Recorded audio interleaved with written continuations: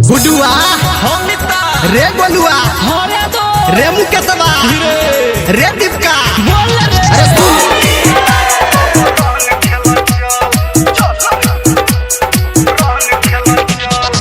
माँ Gayatri recording studio रे एले फगुआ के दिन पिचकारी ले लेकिन जोगिरा सारा रा एले फगुआ के दिन पिचकारी ले लेकिन दारू तारी पी के जियो नहीं देखब जइहा बोल रे कर भंगा बाली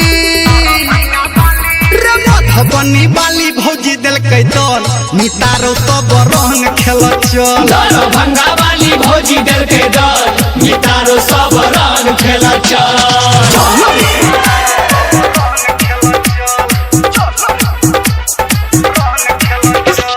डीजे सुमित सतीश रईमा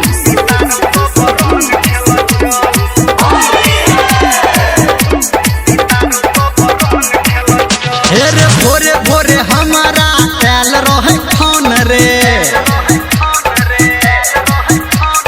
पूछे रहे भौजी एबे कौन कौन रे ये सब जब भी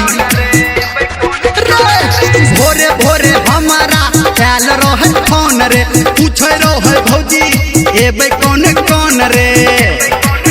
हम कहलिए एक दू तीन उंगली पे गिन गिन देखो खाइले है बुआ भौजी करी है न छल रे दर भंगा बाली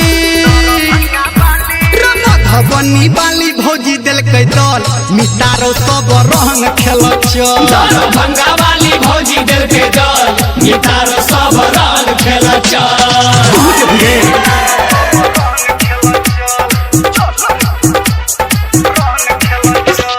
डीजे सुमित सतीश रईमा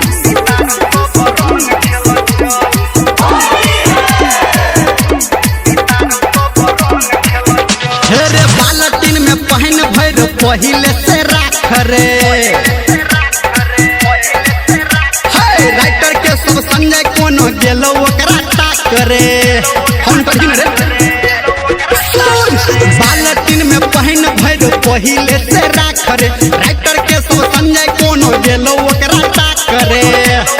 हाय कनी दरिया रंग कीन ओकर काल छै बहिन घर मंदर नीरा मलिया के कोले कहल रे दर भंगा बाली रे मधुबनी बाली भौजी दिल के दल मितारो सब रंग खेल चल भंगा वाली भौजी दल के दल गिटारो सब रंग खेला खेल चल